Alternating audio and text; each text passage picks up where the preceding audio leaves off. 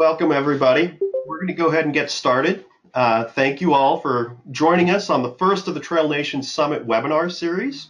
We hope you'll be able to join us for the remainder of these leading up to our gathering at the Trail Nation Summit. My name is Eric Oberg. I'm the Director of Trail Development for the Midwest Regional Office of Rails and Trails Conservancy. As you all were calling in, it's wonderful to see so many old friends on the list here and folks that I still get a chance to work with. But again, thank you all so much for making time to be with us today. I'm joined by a wonderful panel. I've got Andrea, Irland with the National Park Service Rivers, Trails, and Conservation Assistance Program, as well as Katie Harris, who is with the Capital Trails Coalition and Washington Area Bicycle Association. Today's edition of the Trail Nation Summit webinar series, we're going to be talking about the project visioning, creating a vision, defining the purpose, goals, and outcomes of a trail network. We're going to take 30 minutes to go through experiences in a couple of the Trail Nation projects, and then we're going to save at least 15 minutes for Q&A afterwards. Again, you are coming in mute or in listening only mode. So if you've got a question, feel free to type it out on the right-hand side bottom of your control panel, and we will certainly answer those questions after the presentation. We are recording this webinar, so please understand that your questions as we read them out, we're going to have this recorded, and certainly share this with other members of your team that might be coming to the Trail Nation Summit with us. And there we are. We're excited. Most of you have decided to join one of the teams that will be coming to visit us in Milwaukee June 5th through 7th at our Trail Nation Summit. This is an invitation-only gathering of hand-picked leaders like you, national experts, public officials, trail and active transportation advocates, plus philanthropic, public health, and economic development professionals. We've got 20 network building initiatives happening across the country that are going to be represented in Milwaukee. The goals of our summit are to provide a venue for those working on trail networks to learn, share best practices, and inspire the rapid replication of trail networks nationwide, to quantify and amplify the value and benefits that connected trail networks bring, and discuss how the vital infrastructure creates opportunities for 21st century communities. Also, developing a powerful advocacy voice in support of active transportation funding and investment in trails, walking, and biking.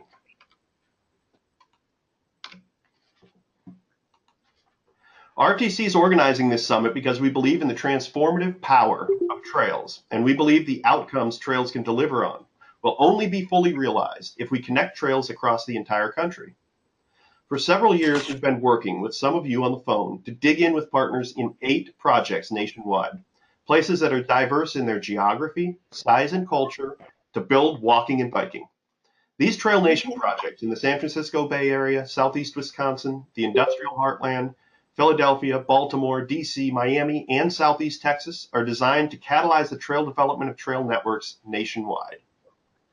But we know that 8 projects just aren't enough to bring trail networks to fruition everywhere. Through this event, we're now engaging 12 additional places, many of you on the phone coming from those places, to join the Trail Nation Collaborative. We're committing to knowledge sharing and collaborating to replicate the best of our work in a spirit of getting trail networks built as quickly as possible. Each of you from Billings, Montana, Colorado Springs, Houston, Lincoln, Omaha, Memphis, New Orleans, Portland, Rochester, Minnesota, Sacramento, California, San Diego, San Jose, Seattle, and St. Louis are working on a project that exhibits incredible potential, and we're hoping that together we can catalyze the development of trail networks nationwide.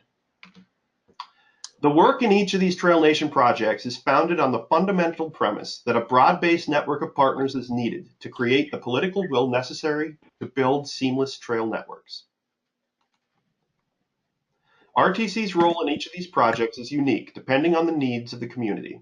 However, our work is generally defined by following a six-part playbook that we will leverage for effective trail building: project visioning, coalition building, mapping and analytics, gap-filling strategies, investment strategies, and engagement. Today, we're going to zero in on this project visioning piece. We're going to start by talking about the Industrial Heartland Trail Coalition. This is a geographically diverse and geographically large coalition. You can see from this, from the Trail Coalition map here, we're talking about 51 counties encompassing 4 states. The Envision network is over 1,500 miles. Networks throughout the country that are going to be coming to Milwaukee to join us and join all of you have different scope, different geographic scope, different, we're talking about suburban, urban, rural. The Industrial Heartland Trail Coalition cuts through all of those. It's a really diverse and very large area. The beauty of this coalition, and it probably shares a lot of the same things as many of your coalitions, is that it is building off decades of past efforts. As big and bold as the vision of the Industrial Heartland Trail Coalition is, it didn't just come about because a few people got together one day a few years ago and said, let's do this. It really is building off the past efforts of the trail community in Ohio, West Virginia, Pennsylvania, New York. People have been talking about the borders, working on the borders, literally for decades. You had the Tri-State Trail Initiative, which was almost 20 years ago when that started, looking at the West Virginia, Ohio, Western Pennsylvania connections. People have been doing such amazing work in their cities, towns, counties, states, but really the cross-state connections are what have made this unique, but they have also been talked about for a very, very long time. One of the catalysts for IHTC coming about was this process called the Power of 32, which really was a regional economic development discussion happening in West Virginia, Ohio, and Pennsylvania. They had big picture things like energy and education and transportation. And they were talking about this over the course of a couple of years. And as all wonderful trail folks are, the trail conversation just lit a fire under everybody. And what started out as the trails discussion within the Power of 32 became this kind of offshoot of that, the Power of 32 plus, because again, as trail advocates and trail professionals do, 32 counties didn't quite encompass the vision big enough. It mushroomed into the Power of 48, then the Power of 54. It really just, the discussion just kept growing and growing and growing. And it was because of that foundational work that had happened decades before that people were willing and able to have a conversation around this scope of project that was meaningful. This illustrates, this is a very small number of the amount of partners it takes to really push a coalition like this. There's been over 100 public agencies, nonprofits, private foundations, private corporate partners, over 100 different organizations have been a part of the IHTC family and a part of the conversation around what the Industrial Heartland Trail Coalition means and what the opportunities and also what are the challenges. But this is a very abbreviated list, but this is what it takes. It takes outreach across all sectors. You can never have enough friends in this work, as you all well know. And this project is, again, this project is made possible because of decades of work by partners, but also made possible because of the vision that you're about to hear the articulation of by Andrea. The vision that was created by the IHTC has been embraced by a wide swath of partners from all 4 states, all 51 counties. And it's really allowed this massive vision not just to inspire people, but to be something that people really believe in and really know is going to eventually happen.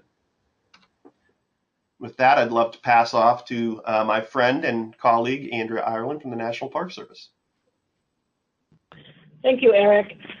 So you can see on the flip chart there that we went into this visioning project with these words: the difference between a vision and a hallucination is the number of people who see it. So let that sink in. While some of us could have been hallucinating, when enough of us got together, we created a vision. So with that history of assembling pieces and partners that Eric just spoke about, things were coming together, and we ended up at a place pretty quickly where we needed to more clearly define ourselves.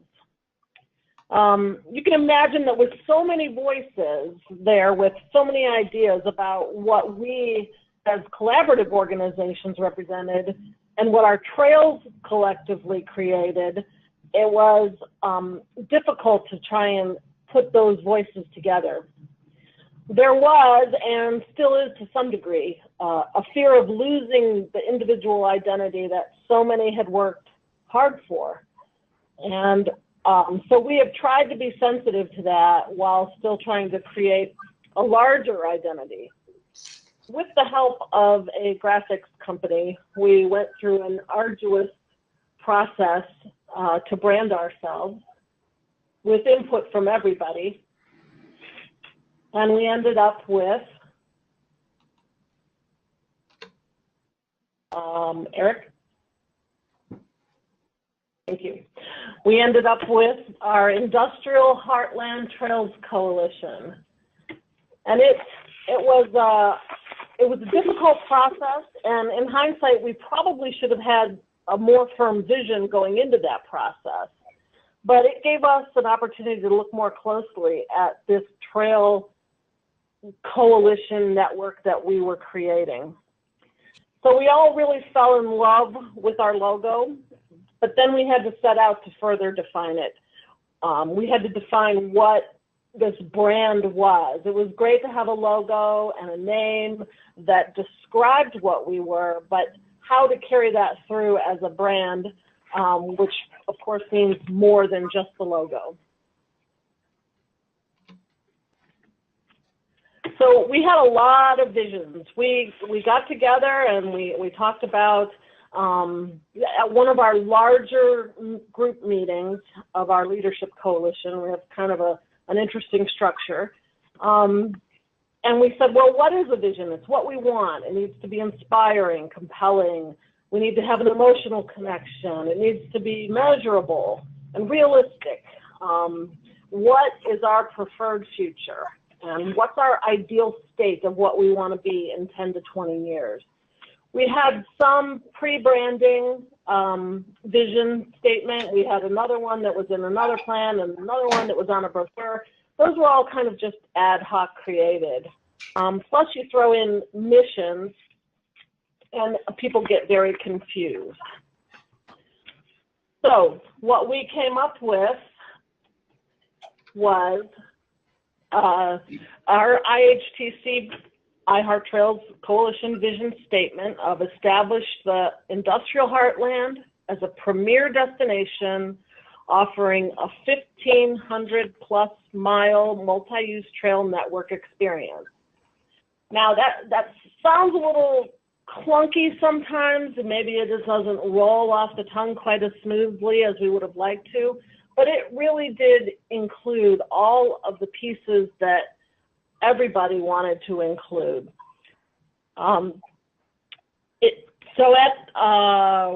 We divided into 3 teams and we were working independently on vision statements, and then we came together to find that common ground.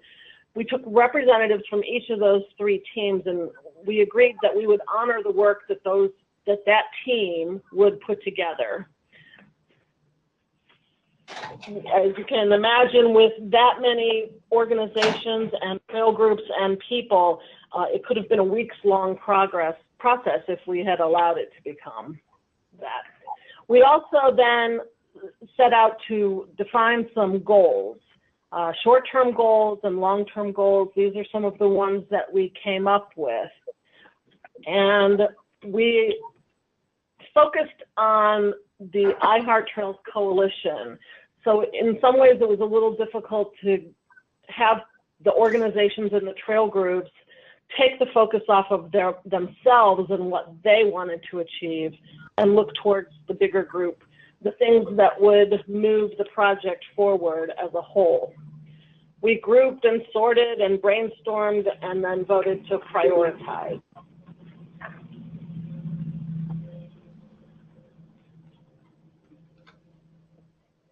So then we've also encountered challenges, right? So there's always more work to be done. Like, we have a draft mission, but it needs to be refined. We have goals, but we need those action items to make it work. And it's been long enough since we defined these that we probably need to revisit them, at least the short-term goals, to see what we've accomplished and where we want to go again. It's difficult because our footprint is very large, 4 states, 50 plus counties, over 1,500 miles. And it's hard to get all the people together often enough, or even within their own corridors. Plus, there are so many trails and organizations and differing priorities. Just the scope of the project is a challenge. As we've grown and we better defined ourselves, we've had to restructure and work towards efficiencies. We're still not sure that we have it right, but we are defining what that structure is and working within it. And there never seems to be enough time. You know, when we do get together, there's so much to cover, and it's hard to fit it all in. And then we have an event like our biennial Trail Summit, and our work takes the focus on that. We get off track. We always say, though, that we're building the plane while flying it. And I'm sure many of you can agree with that. It's a struggle, but we are eager in the iHeart Trails Network to learn from others through these Trail Nation webinars and through the Trail Nation Summit coming up in June. Thank you, Andrea. We'd like to ask Katie Harris to come in now, and Katie's going to talk about her work with the Capital Trails Coalition. Katie. Thanks, Eric, and thanks, Andrea. It's great to hear some of the same challenges that we encountered during our visioning process that you guys had at IHTC. Sometimes we feel like we're building the airplane as we're flying it too, so this is a good reminder that we're all in this together, and I'm really fortunate that we have this network of folks to learn from and to collaborate with. Even though we're geographically far apart, often our challenges are the same. So I'm really fortunate to be a part of this Trail Nation Summit and webinar series. And let's get started. First slide, please.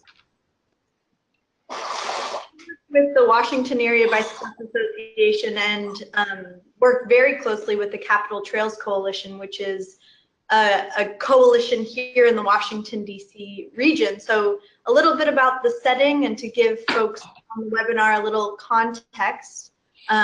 Where the coalition footprint is Washington, D.C. and the surrounding counties. So that's Montgomery County and Prince George's County in Maryland, D.C. itself, and then Arlington, Alexandria, and Fairfax in Virginia. And as any of you have heard about Washington, D.C.'s metro system, you know that our transportation systems are increasingly strained. We have a lot of traffic here and lots of other challenges, but we also see biking and walking being increasingly popular ways to get around. We also have some really great trails in the Washington, D.C. region. Many that I'm sure folks on the phone know about, the C&O Canal Trail, the Mount Vernon Trail, many more, but the problem is that they aren't all connected. So that's really what where the coalition was born, in that need to connect the regional trail network.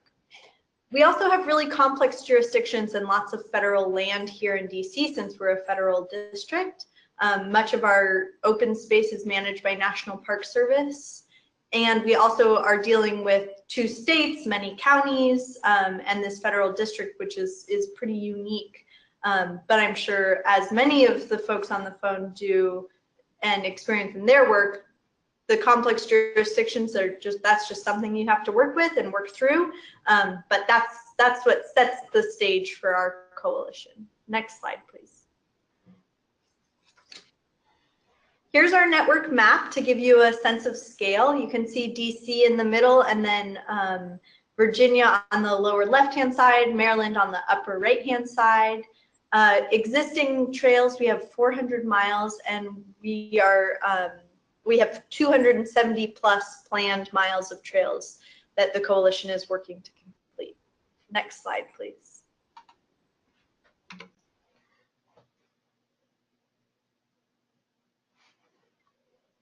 So a vision statement describes the organization as it would appear in its future state. And I think that that's an important thing to think about when we talk about what it takes to craft a vision statement for our coalition. Forward-looking, it's supposed to be bold, it's supposed to be inspirational, and that is where we started when we came up with our vision statement. Next slide.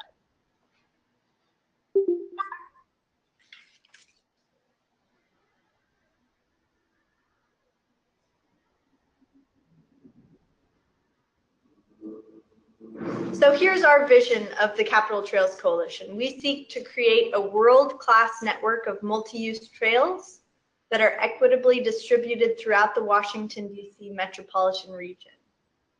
And then an addendum to our vision is that the regional trails network will transform public life by providing healthy, low-stress access to open space and reliable transportation for people of all ages and abilities.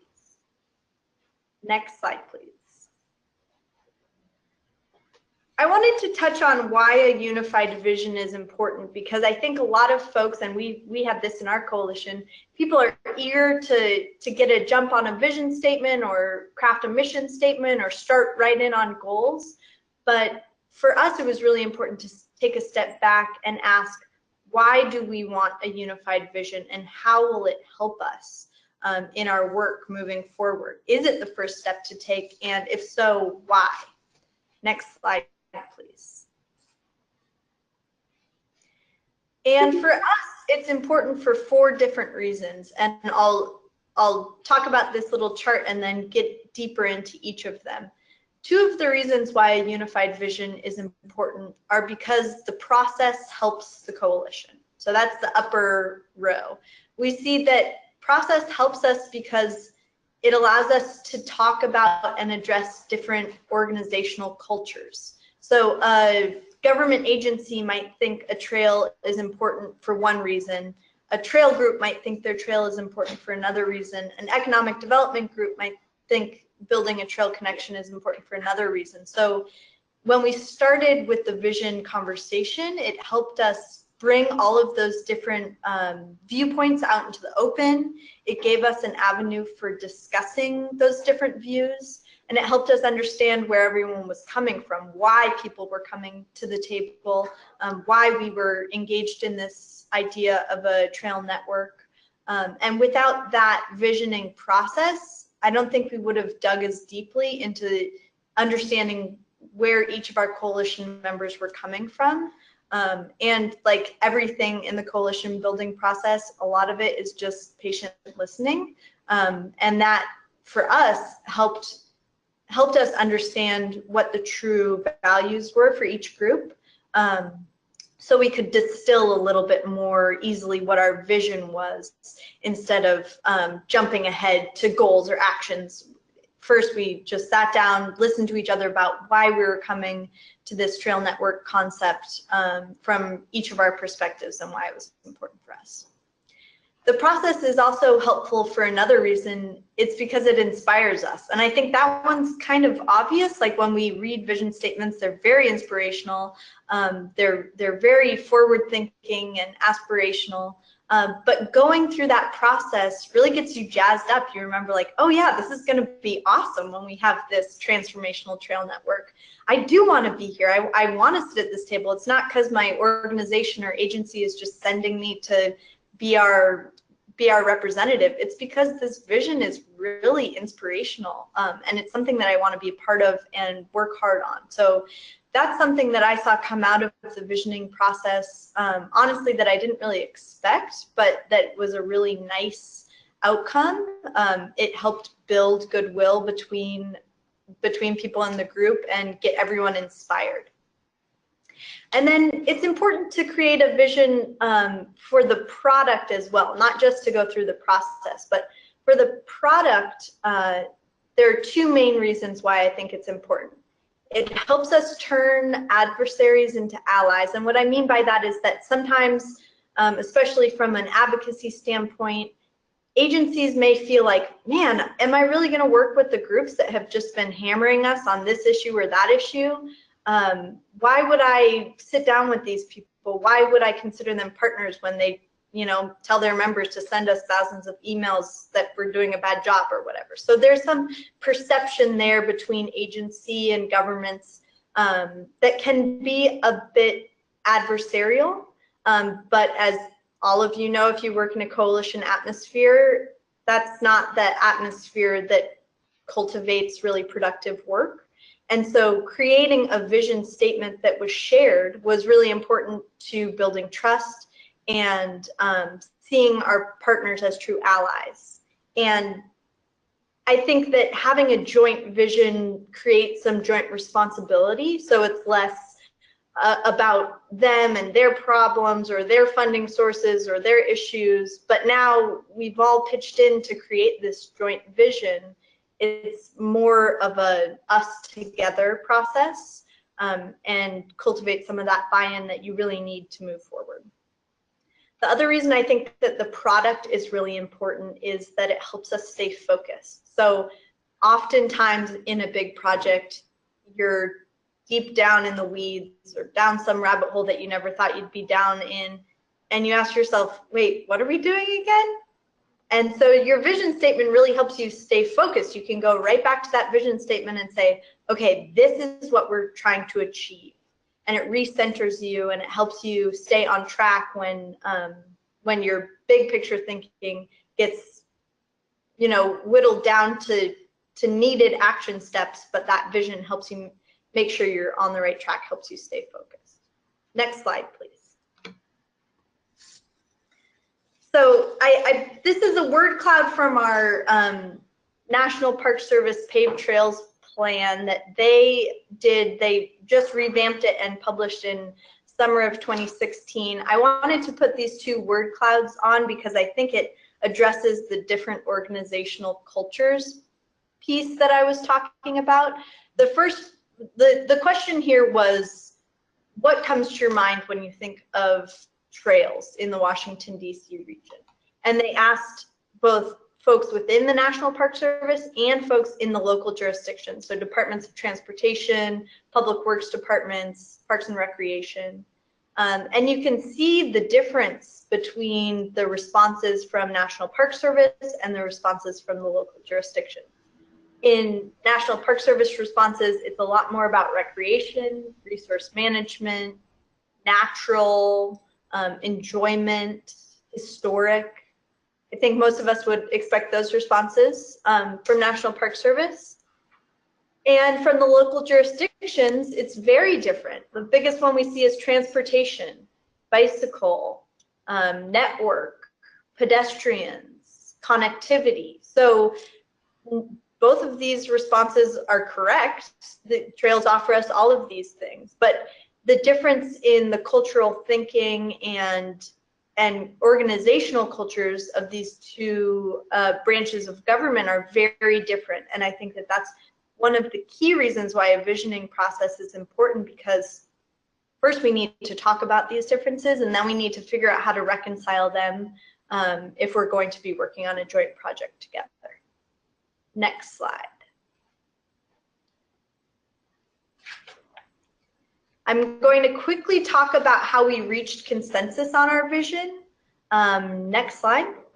The first step was getting the right people into the room. So Eric and Andrea talked about this too. There had to be a little bit of coalition building and brand identity before we could reach a vision, because it can't just be one or two people sitting in a room together. It has to be broader than that, and the coalition needs to represent the area that you're working in. So through that mindset, we had to do a bit of coalition building before the vision process was even started. And we started with our Future Trails events.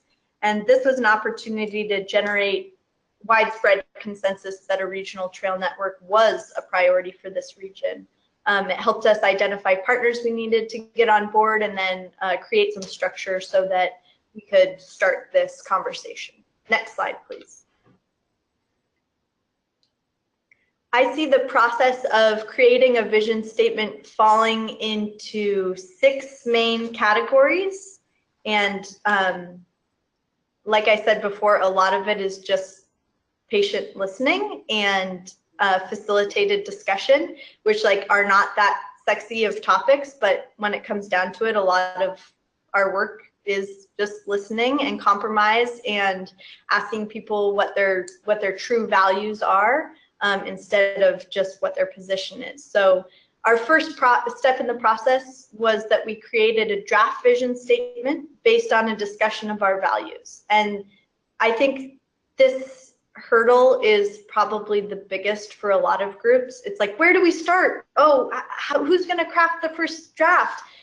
It's no problem. You just dive in and just do it. You can rip it apart, you can trash it, but you have to start somewhere. So we started with this very basic statement that said an interconnected network of multi-use trails that are within 10 minutes of all residents in the Metro DC. So of course, the first thing that people did was say, oh, I don't like this and I don't like that, and this is confusing and doesn't make sense, but at least it gave us somewhere to start. And it gave us something to sink our teeth into and say, okay, all of us don't like this part of the draft. Why don't we like that? So that's where the facilitated discussion came in. We talked about what's missing. We talked about what was confusing. We talked about the values that we cared about that weren't included in the vision. And we talked about concepts that could be included elsewhere. And that really helped us get to the point that the vision statement doesn't need to be everything. It just needs to be what we're looking for. Next slide, please.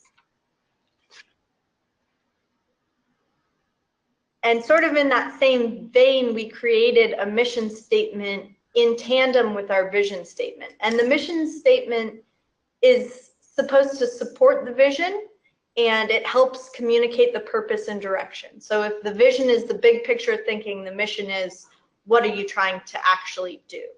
And I think it's important to keep in mind that the mission can change to reflect our coalition's priorities and also our methods to accomplishing our vision. So our vision really stays the same. It's what we're going for long term, and the mission is how we get there. The fourth step, which is really the nitty-gritty work, is lots of iterations, tons of additions, lots of discussion, lots of listening, and revisions until we got something that people felt like, yeah, I'm feeling pretty good about this. I don't like this or that word, but overall, the general vision I support. So then it goes to wordsmithing the final version and generating consensus for the final version, which of course is happening all along the way, getting people's buy-in, understanding what people would like to add or take out, or what part really bothers them. And all of that is really important because these are the people that are going to be the biggest champions for your project, that are going to help you implement the project, that are going to fund the project. So you need everybody's buy-in, and through that process of listening and sharing your concerns and being really honest about why you're at the table and what are the things that you care about, in my experience, the more you can do that in the iterations and the facilitated discussion, the more successful your final vision statement will be. So that's briefly how we did it with the Capital Trails Coalition, and I'll hand it back to Eric. Thank you so much, Katie. That was wonderful. Thank you again to Andrea and Katie both. I've had the pleasure of working with them both over the years and look forward to doing it some more. That was wonderful. We'd love to open it up for questions now. You do have the question bar, or the question box, the chat box on the bottom of your GoToMeeting control panel. If you'd like to type it in there, or if you'd like to ask it in person, I can unmute your microphones. You just got to let me know in that chat panel that you have a question. Raise your hand there and I'll happily unmute you. I've also got the slide up that you all can see. The webinar series continues. We'll be going through that Trail Nation playbook. I won't read it to you. You can see all the different aspects of the Trail Nation playbook being discussed as we lead up to the June summit. You can also find the website for the summit and registration page with the password there. Again, this is an invite-only event. So those of you on the webinar you're part of a team coming to the summit. I encourage you to go ahead and get in there and register so that just logistics and all of that. We are certainly looking forward to seeing all of you in Milwaukee. It's going to be a fabulous time. The agenda is coming together wonderfully. And with that, I'll just open it up if there's any questions for myself, Andrea, or Katie. Again, if you have a question, you can type it in the chat box on the lower right-hand side of the GoToMeeting panel.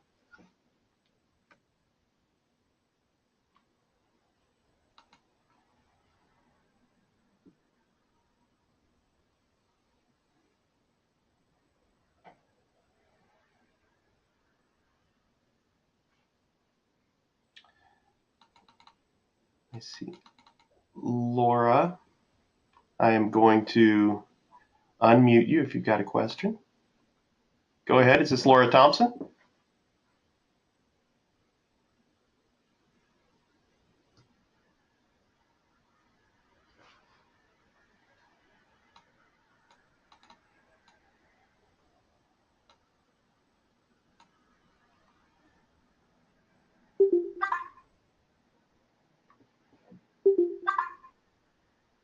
We'll wait just another minute in case anybody's being bashful about questions. But again, thank you all so much for joining us, and please do join us for the next series of webinars leading into the June summit. We're very excited to have you there.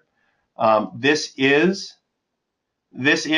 being recorded, so by all means, for yourself or if you have other members of your Trail Nation Summit team that were not able to make it today, we will send out a link to the recorded webinar to you so you can share this with your team. And again, we're excited to see all of you in Milwaukee, and hopefully we'll see you back here on the webinar. The next one is going to be March 14th, as you can see on this slide. Here's a question. How does the vision come into play for addressing project level concerns? In other words, neighborhood objections to specific links? From Victoria. Thank you. That's a great question. And Andrea, well, I think both Andrea and Katie touched on this, but maybe Andrea, I'll ask you if you don't mind addressing this. I certainly have a couple things I could say as well, but what happens when you have neighborhood level objections and you even have sometimes partner objections to what a coalition is doing? And I hope I'm expressing that question correctly. But what happens when you have naysayers to specific pieces of the network? Wow, Eric, you could probably address it better than I, but I spoke a little bit about it when we said they want to maintain their own identity, and that was one of the things that we found. They all, usually a group of volunteers or people who have been at it for a very long time and are invested in their trail, are worried that their trail is going to be chewed up by the larger trail network, and that's not our intention. So how to strike that balance is an ongoing process that we have to be very considerate.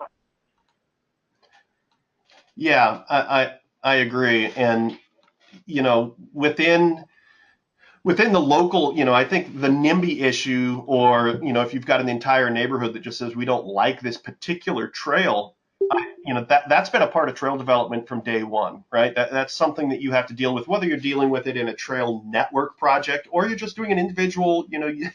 I'm sure many people on this call, you've had the most simple trail project in the world that may only be a quarter-mile long. There's been plenty of those small trail projects that have neighbors or even neighborhood associations that don't like them. So that issue isn't unique to a trail network project. It's not even unique to trail work. But I will say that your trail network, one of the benefits of being a part of these regional trail networks is you've got a lot of friends. You've got a wide coalition backing you. And so, like every trail project, you have to listen to your naysayers. I mean, always number one thing is listen. Don't just dismiss it out of hand.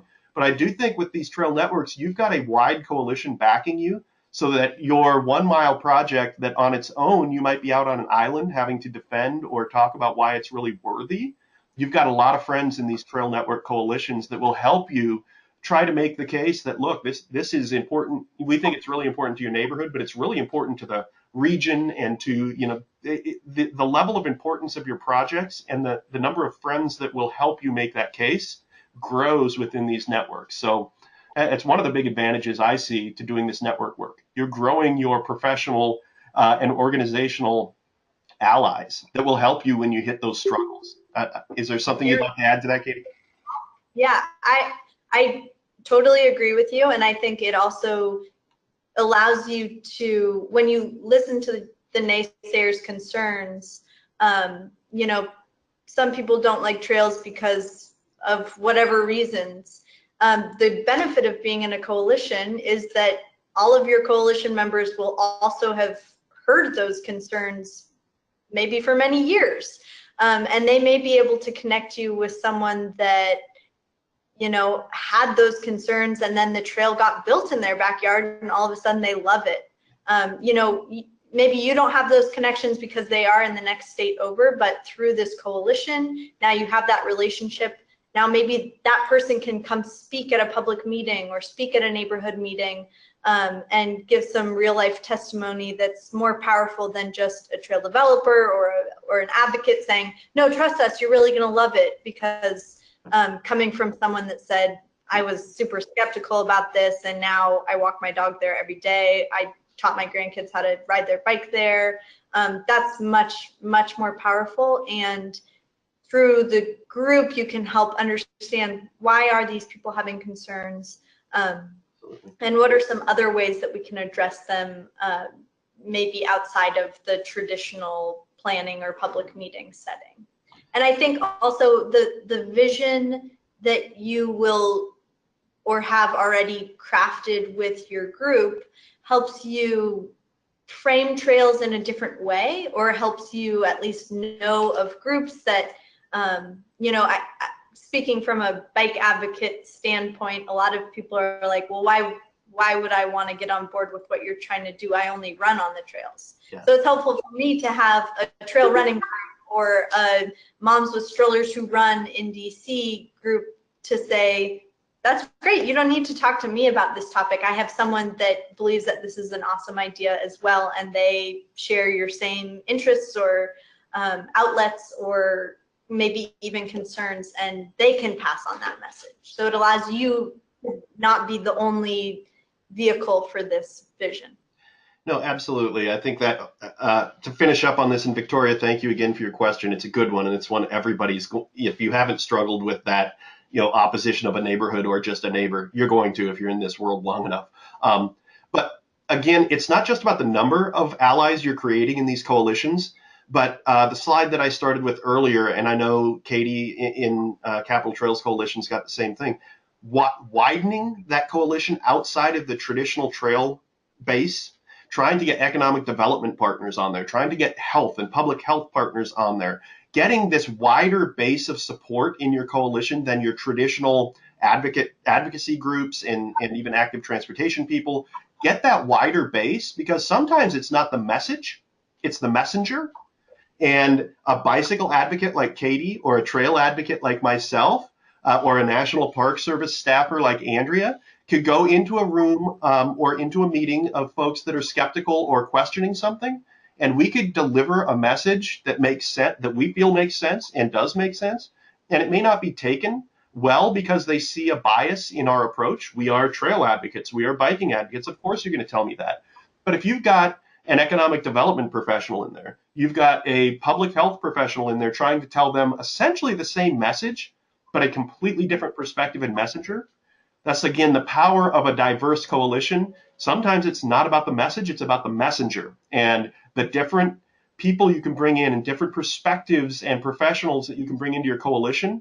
Then you can diversify your messengers, and that really can matter. Another great point was made, our friends at the Missouri Rock Island Trail. They've had success highlighting the assets along the assets of their communities that may be along a trail or a potential trail that people may not be thinking about. And again, I think that's a really great point. They've been doing that via their Facebook page, and it creates allies in places that maybe you wouldn't think, right?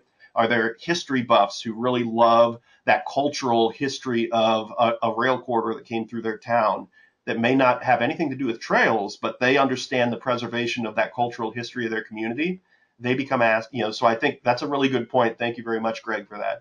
Share some of these assets along your potential trail routes that may not speak to your traditional trail users. There's a lot of other interests that may become allies of yours. So look for those opportunities and bring them into your coalition. Again, I think one of the biggest takeaways from, we're going to have an entire another webinar on coalition building. But that's the next one.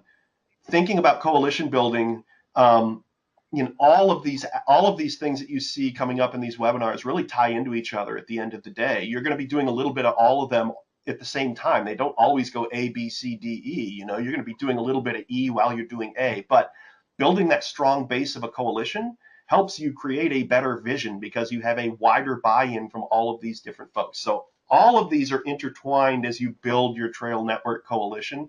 And the better you do at each of them, especially from this foundational coalition building and visioning process up, then as you get into network gap analysis and reaching out to potential funders and things like that, it makes all of that stronger. Just like anything you're building, build that foundation, build it really wide and really deep and really strong, because all of the things that come after it are going to go so much better. It's really important.